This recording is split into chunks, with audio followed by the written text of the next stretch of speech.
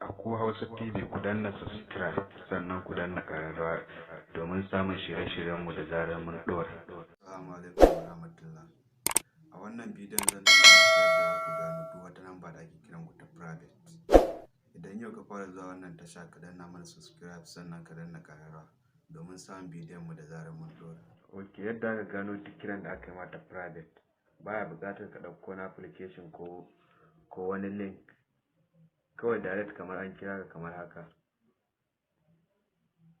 Bayan an kira ka zaka cire wayar, zaka danna recording. Sai kamar sakon 5 ko 3 haka.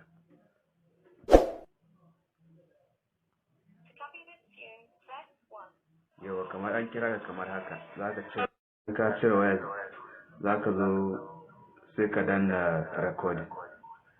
Yawa bayan yayi recording sai ka kaɗe wayar, zaka zo cikin file ɗinka direct. Idan ka zo cikin file zaka ga nan wajen audio ɗin nan, kana taɓa zaka ga number da aka kira ka ga ta nan ta bayyana a sama. Kowace number aka kira ka ta private zaka zo nan zaka ganta ta bayyana a sama.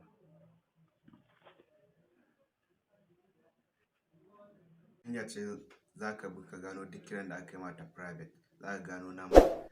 Idan yau ka fara zuwa wannan tasha, muna buƙatar ka danna mana subscribe sannan ka danna ƙararrawa. Mun gode.